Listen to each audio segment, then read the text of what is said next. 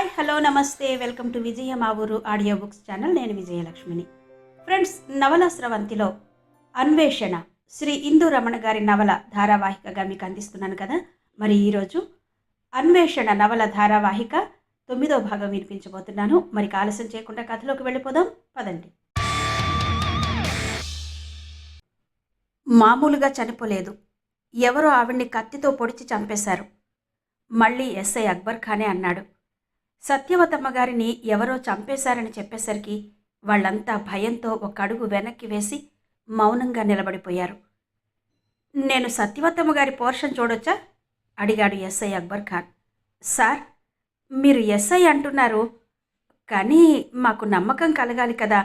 మీరు చూస్తే సివిల్ డ్రెస్లో ఉన్నారు, ఒకవేళ మీరు అర్ధోక్తిగా అన్నాడు యువకుడు. ఎస్, నాకు తెలుసు. అందుకే నేను వస్తున్నప్పుడే ప్రకాష్ నగర్ పోలీస్ స్టేషన్కి ఇన్ఫామ్ చేసి వచ్చాను. కాసేపట్లో వాళ్ళు వస్తారు అన్నాడు ఎస్ఐ అక్బర్ ఖాన్. అంతలోనే సైరన్ చేసుకుంటూ పోలీస్ జీప్ వచ్చి అక్కడ ఆగింది. అందులో నుండి ఎస్ఐ, 2 కానిస్టేబుల్స్ దిగారు. SI Akbar Khan police jeep దిగి వచ్చిన ఎస్ఐకి షేక్ హ్యాండ్ ఇచ్చి తన ఐడి కార్డు చూపించాడు. అతను కూడా ఎస్ఐ అక్బర్ ఖాన్ని గుర్తించి చిన్నగా నవ్వాడు. మీరు నేరుగా స్టేషన్కి వచ్చేయాల్సింది సార్, మనం కలిసి వచ్చేవాళ్ళం కదా అన్నాడు Rajahmundry SI. Work tension boss అంటూ సత్యవతమ్మ నివాసం ఉన్న పోర్షన్ దగ్గరకు నడిచాడు SI Akbar Khan. Police jeep ఆ భవనం ముందు ఆగగానే 2-3 అంతస్తుల్లోనూ నివసిస్తున్న వాళ్ళంతా గుంపులుగా వచ్చి చేరుకున్నారు. ఏదో సర్కస్ చూస్తున్నట్టు చూస్తూ నిలబడ్డారు. మనిషో మాట మాట్లాడుతున్నారు. కొత్తగా వచ్చిన వాళ్ళందరికీ ఎస్ఐ అక్బర్ ఖాన్తో మాట్లాడిన వాళ్ళు జరిగిన సంభాషణ అంతా విడమర్చి చెప్తున్నారు. సత్యవతమ్మ గారిని ఎవరో చంపేశారు అన్న వార్త అందరికీ చేరిపోయింది. సత్యవతమ్మ నివాసమున్న పోర్షన్ దగ్గరకు వెళ్ళగానే ఆగి వెనక్కి తిరిగి చూశాడు ఎస్ఐ.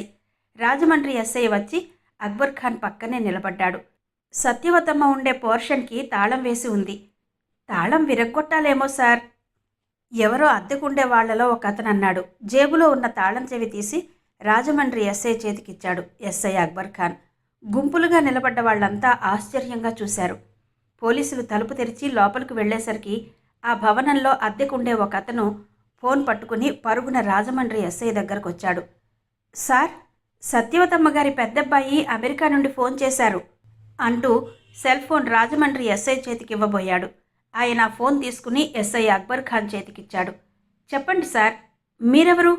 కావాలనే సీరియస్గా అడిగాడు ఎస్ఐ అక్బర్ ఖాన్. నేను సత్యవతమ్మ గారి అబ్బాయిని సార్, మా అమ్మగారు చనిపోయారని విన్నాను అట్నుండి అతను అన్నాడు. మీరు విన్నది నిజమే, నిర్లిప్తంగా అన్నాడు ఎస్ఐ అక్బర్ ఖాన్. అప్పుడే ఎవరో పోలీసు వచ్చిన విషయం సత్యవతమ్మ కొడుక్కు చేరవేశారు. అమ్మ లేకుండా ఆమె పోర్షన్ సోదా చేస్తున్నారు దేనికండి అడిగాడతను. చనిపోయింది సత్యవతమ్మ గారేనా అన్నది నిజమో అబద్ధమో నిర్ధారణ కాలేదింకా. మాకు దొరికిన ఆధారాల ప్రకారం అడ్రస్ పట్టుకుని వచ్చాను. ఆమె ఫోటో కూడా చూస్తే చనిపోయింది సత్యవతమ్మ గారే అని కేసు ఫైల్ చేసి ఎంక్వైరీ స్టార్ట్ చేశాం. ఆమెని చంపాల్సిన అవసరం ఎవరికుందో ఆరా తీయాలి కదా. నీకో విషయం తెలుసా? శవం దగ్గర దొరికిన తాళం చెవితోనే ఇంటిని తెరిచాం కొంచెం కటువుగా అన్నాడు ఎస్ఐ అక్బర్ ఖాన్. ఒంటరిగా తల్లిని ఆమె మానాన ఆమెని వదిలేసి అమెరికా చెక్కేసిన వెధవల్ని కాల్చి పారేయాలన్నంత కసితో రగిలిపోతూ అన్నాడు ఎస్ఐ. అయ్యో, మా అమ్మ చనిపోయిందా? నో సార్, నేను తమ్ముడు ఈరోజే బయలుదేరి ఇండియా వస్తాం అంటూ ఏడుస్తూ ఫోన్ కట్ చేశాడు అతను అవతల నుండి. ఫోన్ ఎవరిదో ఆయన కేసి కోరగా చూస్తూ సెల్ అతని చేతిలో విసిరినట్టు పెట్టాడు ఎస్ఐ అక్బర్ ఖాన్. తలుపు తెరవగానే పెద్ద హాలు, దాన్ని ఆనుకుని వరుసగా 3 బెడ్రూమ్లు, డైనింగ్ హాల్, కిచెన్, చూడ చక్కగా ఉంది ఇల్లు. ఏడాది నుంచి ఇల్లు తెరిచి లేకపోవడం వలన ఇల్లంతా దుమ్ము ధూళి పట్టేసి ఉంది. హాల్లో గోడకి సత్యవతమ్మ, ఆమె భర్త సన్యాసరావు కలిసి తీయించుకున్న నిలువెత్తు ఫోటో ఆకర్షణీయంగా కనిపిస్తోంది. మరోపక్క ఫ్యామిలీ గ్రూప్ ఫోటో. తల్లిదండ్రులతో 2 కొడుకులు చెరో పక్క నిలబడి ఉన్నారు. మధ్యలో అందమైన అమ్మాయి నవ్వుతూ నిలబడి ఉంది. హాల్లో ఫోటోలు, అలంకరణ అంతా గమనిస్తూ తిరిగిన SI Akbar Khan family photo చూస్తూనే అదిరిపడ్డాడు. తల్లిదండ్రులతో, అన్నదమ్ములతో ఉన్న అమ్మాయి అచ్చు గుద్దినట్టు ఉదయం పర్సులో దొరికిన ఆమె ఫోటోలాగానే ఉంది. సందేహం లేదు, ఆమెదే ఈ ఫోటో అన్నంత స్పష్టంగా ఉంది. కాకపోతే ఈ ఫోటోలో అలంకరణ పాత తరాన్ని గుర్తు చేస్తోంది. ఆ ఫోటో దగ్గరే అంతు చిక్కని ఆశ్చర్యంతో నిలబడ్డ ఎస్ఐ అక్బర్ ఖాన్ వెనక్కి తిరిగి అక్కడ గుమిగూడిన వాళ్ళకేసి చూసి అడిగాడు. ఈ ఫోటోలో ఉన్నది ఎవరో చెప్పగలరా? అడిగాడు. అదేంటి సార్, ఆవిడ సత్యవతమ్మ గారు. ఆయన ఆమె భర్త సన్యాసిరావు గారు. వాళ్ళిద్దరూ అబ్బాయిలు. ఆ పిల్ల వాళ్ళ ఒక్కగానొక్క కూతురు అన్నాడొక పెద్దాయన. ఆమె ఎక్కడుంటుందో మీకు తెలుసా? కుతూహలంగా అడిగాడు ఎస్ఐ అక్బర్ ఖాన్. ఏమో సార్, మాకెవరికీ ఆ అమ్మాయి ఎప్పుడూ కనిపించలేదు. అబ్బాయిలిద్దరూ ఏడాదికోసారి వచ్చి వెళ్తుంటారు. ఆ అమ్మాయిని మేమెప్పుడూ చూడలేదు చెప్పారందరూ. ఎస్ఐ అక్బర్ ఖాన్కి మతిపోయింది. జేబులో సెల్ తీసి చకచక కావలసిన ఫోటోలు తీసుకున్నాడు. సత్యవతమ్మ దంపతుల ఫోటో, ఫ్యామిలీ ఫోటోతో పాటు ఇల్లు కూడా ఫోటో తీశాడు. రోడ్డు మీదకొచ్చాక బిల్డింగ్ మొత్తం ఫోటో తీసుకున్నాడు. ముసలమ్మ పేరు సత్యవతమ్మ అన్నది వాస్తవం. ఆమె రాసిన విల్లు ప్రకారం ఊరు, ఇల్లు, పిల్ల అన్నీ నిజాలే. కానీ ఒకే ఒక్క ప్రశ్న మాత్రం అతన్ని అతలాకుతలం చేసేస్తోంది. ఎస్ఐ అక్బర్ ఖాన్ తను వచ్చిన విషయమంతా రాజమండ్రి ఎస్ఐకి వివరించాడు. సత్యవతమ్మని చంపింది ఎవరో కనుక్కోవలసిన బాధ్యత తనపై ఉందని, ఆ పరిశోధనలోనే రాజమండ్రి వచ్చానని చెప్పాడు. బిల్డింగ్లో అద్దెకున్న వారిలో 4-5 దగ్గర సత్యవతమ్మ గురించి వారు చెప్పిన నిజాలు స్టేట్మెంట్లుగా రికార్డ్ చేసుకున్నాడు. రాజమండ్రిలో పని ముగించుకుని వైజాగ్ బయలుదేరాడు ఎస్ఐ అక్బర్ ఖాన్. ఆమె సత్యవతమ్మ గారి కూతురేనా? ఎందుకు ఊర్లు పట్టుకు తిరుగుతోంది? సింహాచలంలో కొండ మీద సత్యవతమ్మతో ఉన్నది. యాచక కుర్రాళ్ళు రాము, సోములతో డబ్బు డ్రా చేయించింది ఒక్కరే. ఆమెనే చంపబోయిన హంతకులు ముసలమ్మ సత్యవతమ్మని చంపేశారు. ఆమె మీద అఘాయిత్యం చేయబోతున్న వారిని కత్తితో అటాక్ చేసి తప్పించుకుంది. ఆమె దగ్గర బ్యాగులు దొంగిలించిన దొంగల మీద కూడా అటాక్ చేసి పారిపోయింది. ఎందుకు? ఇంతకీ ఆమె ఎవరు? ఆమెని రక్షించే సమయానికి పోలీసులకు దొరకకుండా ఎందుకు పారిపోయింది? తల్లని తెలిసే యాచకురాలైన సత్యవతమ్మకి రొట్టె కొని ఇచ్చిందా? ఆమెకి అంత ఖరీదైన గన్ ఎలా వచ్చింది? 9mm పిస్టల్, విదేశాల్లో తప్ప ఇండియాలో దొరకని అత్యంత ఖరీదైన లోడెడ్ పిస్టల్.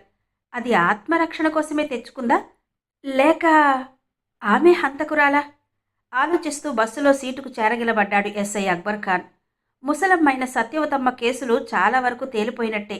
సత్యవతమ్మని చంపిన హంతకులు ఎవరన్నది తెలిస్తే పట్టుకోవచ్చు. కానీ ఎవరో, ఎందుకు చంపారో అర్థం కావడం లేదు. దొంగలిద్దరూ చెప్పిన దాని ప్రకారం సత్యవతమ్మ కూతురిలా ఉన్న ఆమెను చంపబోయి ఈ ముసలమ్మను చంపేశారన్నది నిజమైతే వాళ్ళెవరు? ఆమెను ఎందుకు చంపాలనుకుంటున్నారు? ఆమె ఎందుకలా పిచ్చిదానిలా, ఎవరూ లేని అనాథలా యాచకుల మధ్య సంచరిస్తోంది? ఆమెని, ఆమె రూపాన్ని చూస్తే గొప్పింటి పిల్లలాగానే ఉంది.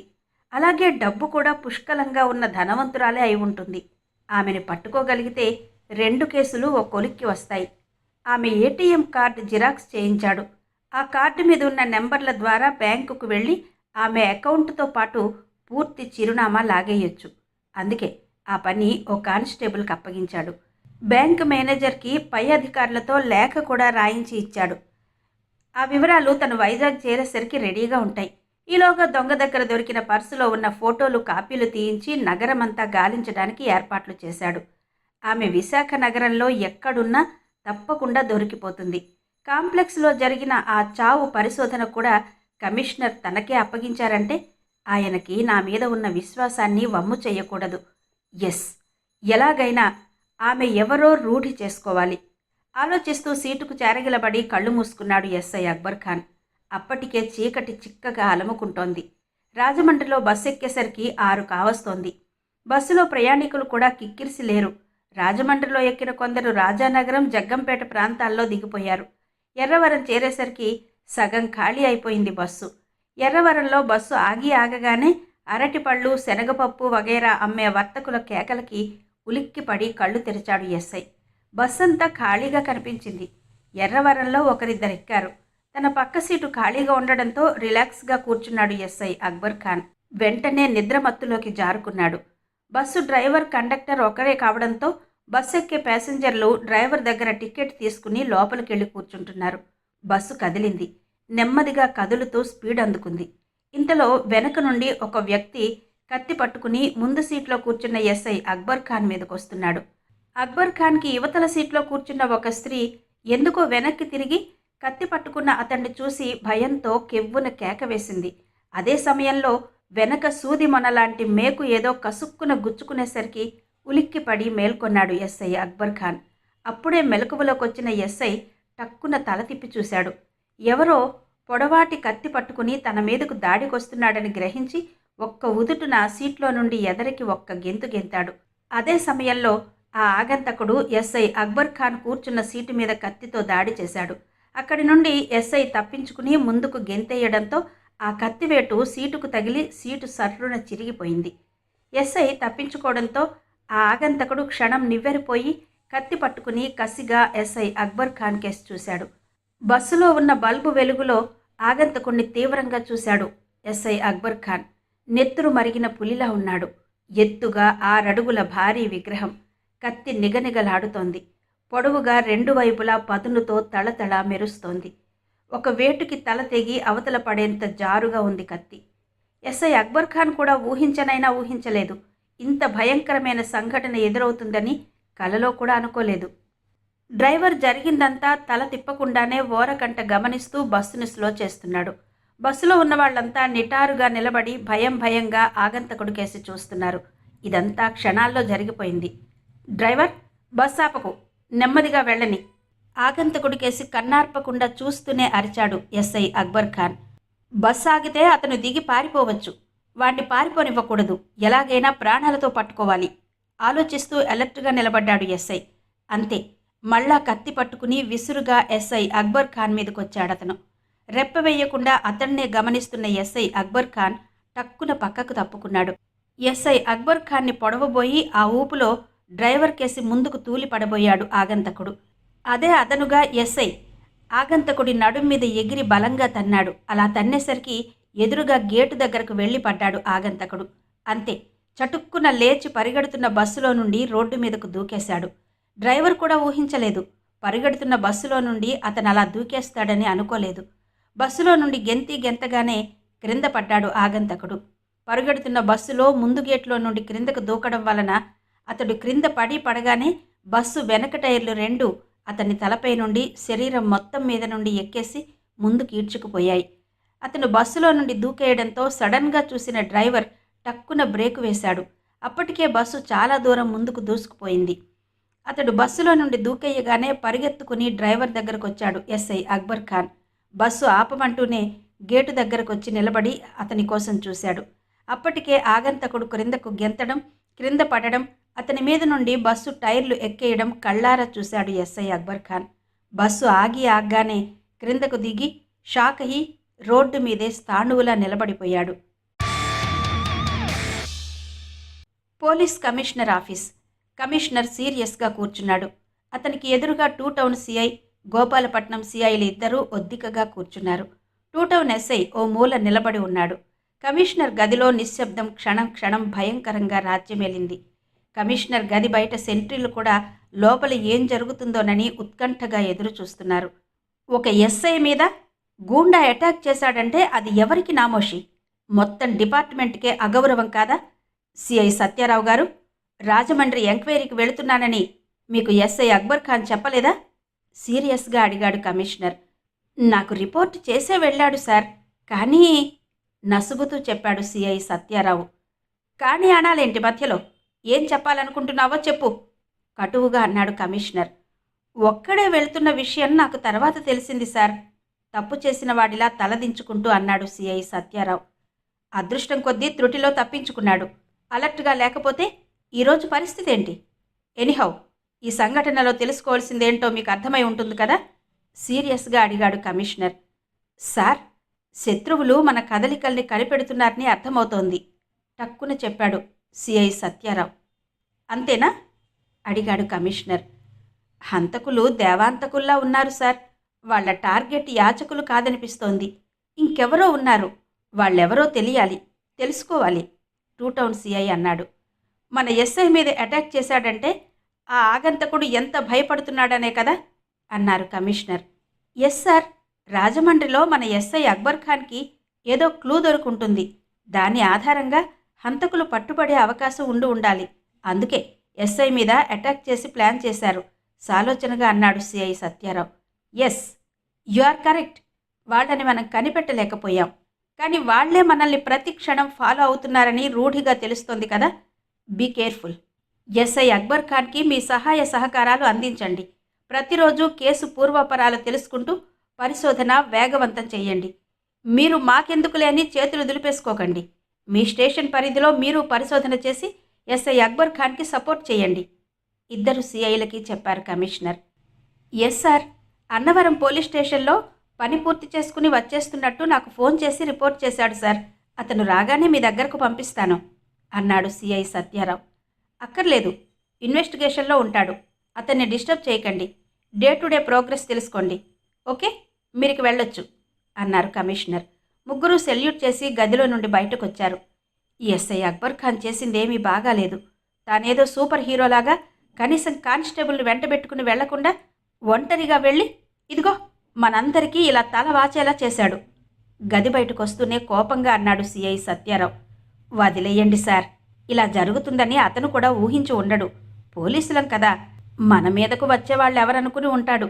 ఈ దెబ్బతో కాస్త వంగి వంగి నడుస్తాడులేండి చిన్నగా నవ్వుతూ అన్నాడు 2 టౌన్ సిఐ. చూద్దాం అంటూ ముందుకు నడిచాడు సిఐ సత్యారావు. సిఐలిద్దరూ ఎవరి జీపులో వాళ్ళు ఎక్కి కూర్చున్నారు. 2 టౌన్ ఎస్ఐ సెల్యూట్ చేసి ఇద్దరు సిఐని సాగనంపి తన బుల్లెట్ కేసి నడిచాడు. సరిగ్గా అదే సమయంలో పోలీస్ స్టేషన్లో అడుగుపెట్టాడు ఎస్ఐ అక్బర్ ఖాన్. అప్పటికే ఎస్ఐ అక్బర్ ఖాన్పై అటాక్ జరిగిందని స్టేషన్లో అందరికీ తెలిసిపోయింది. ఎస్ఐ అక్బర్ ఖాన్ స్టేషన్లో అడుగుపెట్టి పెట్టగానే అందరూ అతన్ని చుట్టుముట్టి కుశల ప్రశ్నలతో ఊపిరి సలుపనివ్వలేదు. నాకేం కాలేదు, దయచేసి అందరూ ఎవరి పనుల్లోకి వాళ్ళు వెళ్ళండి.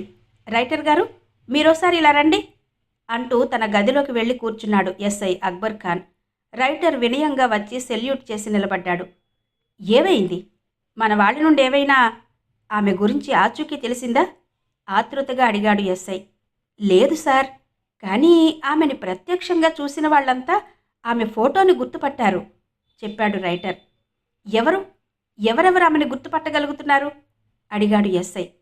కొండపైన వరహాల శెట్టి రూఢిగా ఈ ఫోటోలో ఉన్నది ఆమె అని చెప్పాడు సార్. హాస్పిటల్లో ఉన్న యువకుల్ని కూడా కలిశాను సార్. వాళ్ళు కూడా వాళ్ళని గాయపరిచింది ఈమెనని వాంగ్మూలం ఇచ్చారు సార్. చివరికి కాంప్లెక్స్లో ఉండే యాచకులంతా తమకు రగ్గులిచ్చింది, ఆ రాత్రి తమతో గడిపింది ఈమె అని గట్టిగా చెప్పారు సార్ చెప్పాడు రైటర్. ఇంకా మిగతా వారెవరూ ఆమె ఆచూకీ చెప్పలేకపోయారా అడిగాడు ఎస్ఐ అక్బర్ ఖాన్.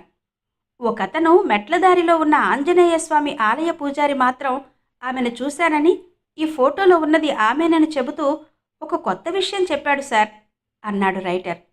ఏంటా కొత్త విషయం ఆతృతగా అడిగాడు ఎస్ఐ అక్బర్ ఖాన్. ఆమెని ఎక్కడో చూశానంటాడు సార్. ఎక్కడ చూశాడో గుర్తుకు రావడం లేదు అంటాడు. చాలాసేపు తర్కించి అడిగినా పాపం గుర్తుకు రాక చాలా ఇబ్బంది పడ్డాడు సార్. గుర్తొచ్చిన వెంటనే నాకు ఫోన్ చేయమని నా సెల్ నంబర్ ఇచ్చి వచ్చేశాను సార్ చెప్పాడు రైటర్. ఓకే, రాజమండ్రిలో నాకు దొరికిన ఆధారం ఇదే, ఈ ఫోటో చూడండి అంటూ తన సెల్లో తీసిన గ్రూప్ ఫోటో ఒకటి చూపించాడు ఎస్ఐ అక్బర్ ఖాన్. సెల్ చేతిలోకి తీసుకుని ఫోటో పరిశీలనగా చూశాడు రైటర్. సార్, ఈ గ్రూప్ ఫోటో మధ్యలో నిలబడ్డ అమ్మాయే కదా సార్ ఈమె? ఆమె ఫోటోయే కదా సార్? వయస్సులో ఉండగా తీసినట్టున్నారు. ఆనందంగా కేసు ఓ కొలుక్కొచ్చేసిందన్న సంతోషంతో బిగ్గరగానే అన్నాడు రైటర్. నాకు ఒక విషయం అంతు చిక్కడం లేదు. ఈ ఫోటోలో ఉన్నది మనల్ని ముప్పు తిప్పలు పెడుతున్న ఆమె ఇద్దరూ ఒక్కరేనా అని ఆలోచిస్తూ అన్నాడు ఎస్ఐ అక్బర్ ఖాన్.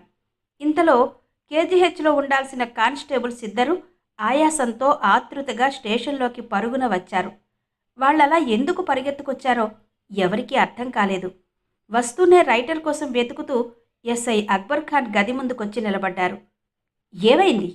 మీరెందుకొచ్చేశారు? రైటర్ వాళ్ళని చూస్తూనే అడిగాడు. ఆయాసపడుతూ నిలబడ్డ కానిస్టేబుల్ని చూస్తూనే లోపలికి రమ్మని తల ఊపి సైగ చేశాడు ఎస్ఐ అక్బర్ ఖాన్. ఇద్దరూ భయంగా లోపలికొచ్చారు. ఏం జరిగింది? ఎందుకలా ఆయాసపడుతూ ఆందోళనగా కనిపిస్తున్నారు? చెప్పండి అడిగాడు ఎస్ఐ. సార్, కేజీహెచ్లో చికిత్స పొందుతున్న కుర్రాడు సోము కనిపించడం లేదు సార్ ఆందోళనగా అన్నారు ఇద్దరు. ఆ కుర్రాడితో మీకేం పని? మీకు అప్పగించిన పని ఆ కుర్రాడి మిత్రుడు రాముని ఫాలో చేయమని కదా రైటర్ కల్పించుకుని అన్నాడు. సోము దగ్గరే రాము కూడా ఉన్నాడు సార్, ఇద్దరూ కనిపించడం లేదు అన్నారిద్దరూ మళ్ళీ. వాట్? ఎక్కడికి పోతారు? ఆ చుట్టుపక్కలంతా వెతకలేకపోయారా అన్నాడు ఎస్ఐ అక్బర్ ఖాన్. వెతికాము సార్. ఎవరో ఒక ఆమె కారులో వీళ్ళిద్దరినీ ఎక్కించుకుని వెళ్ళిపోయిందని చూసిన వాళ్ళు చెప్పారు భయంగా అన్నాడొక కానిస్టేబుల్. వాట్? అదిరిపడ్డాడు ఎస్ఐ అక్బర్ ఖాన్. కానిస్టేబుల్స్ ఇద్దరూ చెప్పింది వింటూనే మ్రాన్పడిపోయాడు ఎస్ఐ. ఎవరీమే? ఏం కావాలామెకి? పోలీసులకి దొరకకుండా ఎందుకు దాక్కుంటోంది? ఎవరూ లేని అనాథ యాచక కుర్రాళ్లను ఎందుకు కిడ్నాప్ చేసింది? ఆలోచిస్తూనే టక్కున లేచి నిలబడ్డాడు ఎస్ఐ. హాస్పిటల్ నుండి పారిపోతుంటే హాస్పిటల్ సిబ్బంది చూస్తూ ఊరుకున్నారా? నెవ్వర్. ఇందులో ఏదో మోసం ఉంది. అక్కడే ఎవరో ఆమెకి సహాయం చేస్తున్నారు. ఎవరు? ఆలోచిస్తూనే స్టేషన్లో నుండి బయటకొచ్చాడు ఎస్ఐ అక్బర్ ఖాన్. అదే సమయంలో పోలీస్ స్టేషన్ ముందు జీపు దిగాడు సిఐ సత్యారావు. సిఐని చూడగానే గౌరవపూర్వకంగా సెల్యూట్ చేశాడు ఎస్ఐ అక్బర్ ఖాన్. అప్పుడే రావడం, ఎటో వెళ్ళడానికి బయలుదేరడం కూడా జరిగిపోతుందా? ఎస్ఐని ఎదురుపడగానే అడిగాడు సిఐ సత్యారావు. ఎస్ సార్, కేజీహెచ్కి వెళ్తున్నాను చెప్పాడు ఎస్ఐ. నువ్వు ఎక్కడికి వెళ్ళినా ముందు నాతో చెప్పు, ఒంటరిగా వెళ్లకు. అది ఈ కేసు ఇన్వెస్టిగేషన్లో పోలీస్ స్టేషన్లోకి నడుస్తూనే అన్నాడు సిఐ సత్యారావు. సిఐని అనుసరిస్తూ మళ్ళీ స్టేషన్లోకి వచ్చాడు ఎస్ఐ. ఎస్ సార్, నాతో రైటర్ గారు కూడా వస్తున్నారు చెప్పాడు. ఓకే, క్యారియాన్ అంటూ సిఐ తన గదిలోకి వెళ్ళిపోయాడు. బుల్లెట్ మీద రైటర్ని ఎక్కించుకుని అరగంటలో కేజీహెచ్కు చేరుకున్నాడు ఎస్ఐ. నేరుగా ఎమర్జెన్సీ వార్డులోకి వెళ్లారు. యూనిఫామ్లో ఉన్న పోలీసుల్ని చూడగానే నర్సు గాభరాగా ఎదురొచ్చింది. సార్, చెప్పండి సార్, ఎవరు కావాలి? ఆతృతగా అడిగింది. ఇక్కడ సోమనే కుర్రాడుండాలి. ఏడి? ఎక్కడికి వెళ్ళాడు? కోపంగా అరిచాడు ఎస్ఐ. అదే సార్, ఆ కుర్రాడి కోసమే వెతుకుతున్నాము భయం భయంగా చెప్పింది నర్సు. వార్డులో ఉండాల్సిన పేషెంట్లు ఎలా మిస్ అవుతారమ్మా? మీరు డిశ్చార్జ్ చేస్తే గాని వెళ్లరుగా అన్నాడు రైటర్. అదేం లేదు సార్, కొందరు మేము ఉండమన్నా ఉండకుండా వెళ్ళిపోతుంటారు, కొందరు మాకు తెలియకుండా పారిపోతుంటారు. ఇది సహజమే సార్ అంది నర్స్. వార్డులో కాపలా ఎవరు ఉండరా? ఎమర్జెన్సీ వార్డు కదా ఇది. మీరు 24 గంటలు పేషెంట్లను పర్యవేక్షిస్తూ ఉండాలి కదా కోపంగా అన్నాడు ఎస్ఐ. నిజమే సార్, కానీ ఉదయం టిఫిన్ సప్లై చేస్తున్నప్పుడు ఆ కుర్రాడు తన స్నేహితుడితో కలిసి బయట వరండాలో కబుర్లాడుతూ కూర్చున్నాడు. హాస్పిటల్ కాంపౌండ్లోనే కదా ఉన్నాడని మా సిస్టర్ మందుల కోసం స్టోర్ రూమ్కి వెళ్ళిందట సార్ అంది నర్స్. నర్స్ ఒక్కరే ఉంటారా అడిగాడు రైటర్. ద్వారం దగ్గర వార్డు బాయ్ కూడా కాపలా ఉంటాడు సార్ అంది నర్స్. అతను చూసుండాలి కదా అన్నాడు ఎస్ఐ. అతను డ్యూటీ దిగి వెళ్ళిపోయాడు సార్. ఆ తర్వాత చూస్తే ఈ బెడ్ మీద ఉండాల్సిన కుర్రాడు కనిపించలేదు. ఇదంతా సర్వసాధారణం అన్నట్టు చెబుతున్న నర్సు కేసి కోపంగా చూశాడు ఎస్ఐ. కానీ ఏం చేయగలడు? ఇక్కడి నుండి ఎవరి సహాయం లేకుండా కుర్రాళ్ళిద్దరూ అంత దర్జాగా పారిపోలేరు. ఎవడో ఒకడు అండగా ఉన్నాడు. వాడు ఈ వార్డు బాయ్ కావచ్చు, మరెవరైనా కూడా కావచ్చు. చూద్దాం. ఆలోచిస్తూనే చుట్టూ పరికించి చూశాడు ఎస్ఐ. ఆ వార్డు బాయ్ మళ్ళీ డ్యూటీకి ఎప్పుడొస్తాడు అడిగాడు రైటర్. మళ్ళీ నైట్ డ్యూటీకి వస్తాడు సార్ అంది నర్స్. అంతవరకు వెయిట్ చేయలేం. వాళ్ళ ఇల్లు ఎక్కడో మీకు తెలుసా సిస్టర్ అడిగాడు ఎస్ఐ. నాకు తెలియదు సార్, అదిగో ఆ ద్వారం దగ్గరున్న వార్డ్ బాయ్ని అడగండి అంటూ వేరే పేషెంట్స్ దగ్గరకు పరుగున వెళ్ళింది నర్స్. వార్డు బయట ద్వారం దగ్గర కూర్చున్న వార్డు బాయ్ ఉదయమే డ్యూటీకి వచ్చానని చెప్పాడు. అతని దగ్గర నైట్ డ్యూటీలో ఉన్న వార్డు బాయ్ ఇంటి అడ్రస్ తీసుకుని బయలుదేరారిద్దరు. చెంగల్రావుపేట సందులో ఉంది ఆ వార్డు బాయ్ ఇల్లు. ఎస్ఐ అక్బర్ ఖాన్ బుల్లెట్ మీద కూర్చుని రైటర్ని పంపించాడు. డ్యూటీ దిగివచ్చి గదిలో హాయిగా పడుకున్నాడు వార్డు బాయ్. పోలీసులు వచ్చారని పెళ్ళాం కొట్టి లేపేసరికి ఉలిక్కి పడ్డాడు. కళ్ళు నులుముకుంటూ బయటకొచ్చి ఇంటి ముంగిట నిలబడ్డ పోలీసును చూడగానే గతుక్కుమన్నాడు. గబగబా లుంగి సర్దుకుని నిటారుగా నిలబడ్డాడు. సార్, నాకోసమే వచ్చారా ఆతృతగా అడిగాడు వార్డు బాయ్. నీకోసమే రా, సందు చివర ఎస్ఐ గారు నిలబడ్డారు అంటూనే అతను చెప్పేది వినకుండా చెయ్యి పట్టుకుని ఎస్ఐ అక్బర్ ఖాన్ దగ్గరకు లాక్కొచ్చాడు రైటర్. ఇతనేనా ఆ వార్డు బాయ్? వార్డు బాయ్ని చూస్తూ అడిగాడు ఎస్ఐ. Yes sir. సార్, నేనేం తప్పు చేశాను సార్ అయోమయంగా అడిగాడు వార్డు బాయ్. ఏం తప్పు చేశావో నీకు తెలీదా? నిజం చెప్తే సరే సరి, లేదా స్టేషన్కు లాక్కెళ్ళి నిజం ఎలా రాబట్టాలో మాకు తెలుసు కర్కశంగా అన్నాడు ఎస్ఐ అక్బర్ ఖాన్. సార్ నిజమేంటో నాకు అర్థం కావడం లేదు సార్. భయంగా ఎస్ఐ కళ్ళలోకి చూస్తూ అన్నాడు వార్డు బాయ్. ఎమర్జెన్సీ వార్డులో ఉండాల్సిన సోము ఎక్కడికెళ్ళాడు? సూటిగా చూస్తూ అడిగాడు ఎస్ఐ. సార్, సోము గురించి అడుగుతున్నారా? ఆ కుర్రాడు పారిపోయాడు సార్ అన్నాడు వార్డు బాయ్. పారిపోయాడా? పారిపోయేలా తప్పించావా? ఆ కుర్రాడితో పాటు ఉండాల్సిన రాము కూడా లేడు కదరా, వాడేమయ్యాడు అడిగాడు రైటర్. సార్, ఇద్దరూ కలిసే పారిపోయారు సార్ అన్నాడు వార్డు బాయ్. పారిపోయారని నీకెలా తెలుసు అడిగాడు ఎస్ఐ. ఎస్ఐ అక్బర్ ఖాన్ అలా నిలదీసి అడిగేసరికి ఏం చెప్పాలో అర్థం కాక మౌనంగా తలదించుకుని నిలబడిపోయాడు వార్డు బాయ్. మర్యాదగా నిజం చెప్తే బ్రతికిపోతావు, లేదా వాళ్ళిద్దరినీ నువ్వే తప్పించావని కేసు బుక్ చేస్తే నీ ఉద్యోగం పోతుంది, జైలు పాలవుతావు, నీ కుటుంబం రోడ్డున పడుతుంది కర్కశంగా అన్నాడు ఎస్ఐ అక్బర్ ఖాన్. సార్, అంత మాట అనకండి సార్, నాకు తెలిసిందంతా చెప్తాను, పూసగుచ్చినట్టు చెప్పేస్తాను ఆందోళనగా అన్నాడు.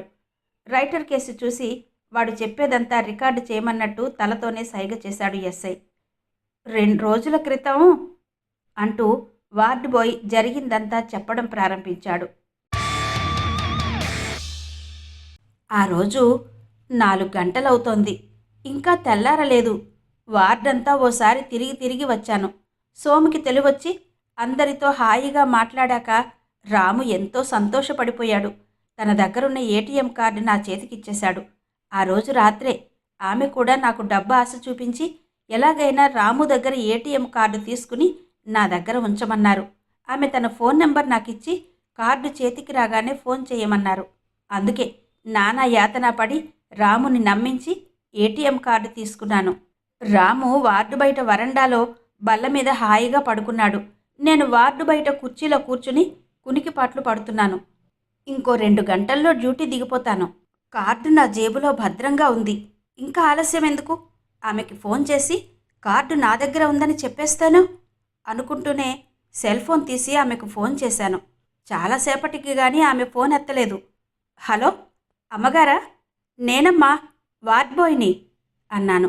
అట్నుంచి ఎలాంటి సమాధానం లేదు. మళ్ళీ చేశాను అలా పదే ఫోన్ చేశాను, కానీ అవతల నుండి సమాధానం లేదు. చివరికి స్విచ్ ఆఫ్ అని సమాధానం వచ్చింది. డ్యూటీ దిగి ఇంటికెళ్ళినా నేను ఆమె ధ్యాసలోనే ఉన్నాను. నాకు గుర్తొచ్చినప్పుడల్లా ఆమెకి ఫోన్ చేస్తూనే ఉన్నాను, కానీ రెస్పాన్స్ లేదు. ఆ మర్నాడు రాత్రి మళ్ళీ నైట్ డ్యూటీకి వచ్చాను. డ్యూటీ దిగిపోతున్న సమయంలో ఆమె నుండి నాకు ఫోన్ వచ్చింది. అప్పటికే ఆలస్యం అయిపోయింది.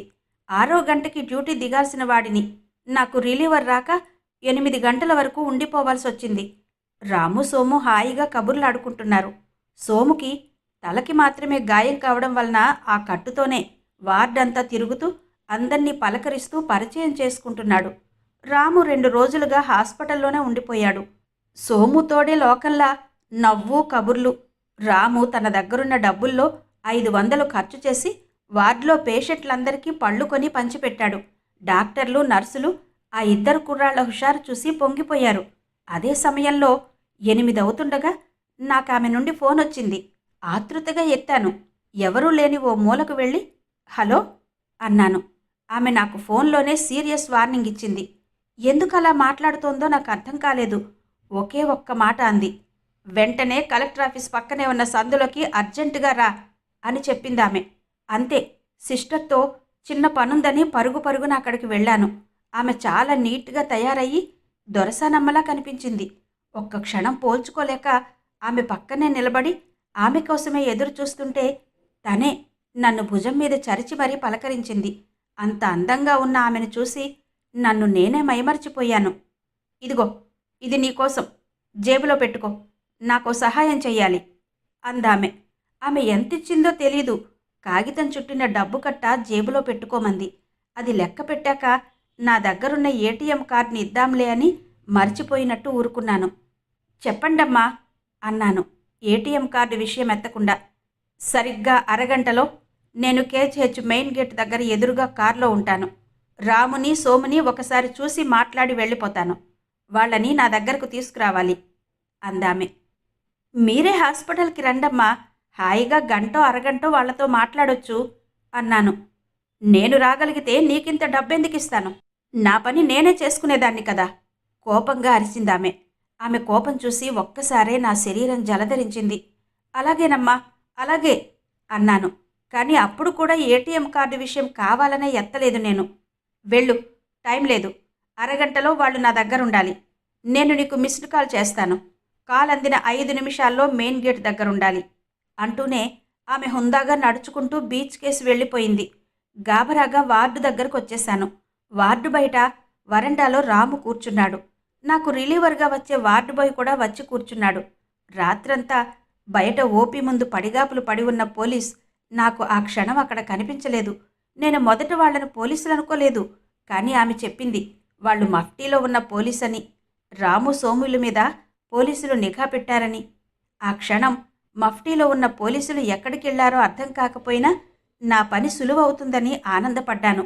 వార్డు దగ్గరికి వెళ్తూనే రాముకి ఆమె గురించి చెవిలో చెప్పాను. నిన్ను సోముని చూడాలని అంటున్నారని, గేటు బయట రోడ్డు మీద కారులో ఉంటానన్నారని చెప్పాను.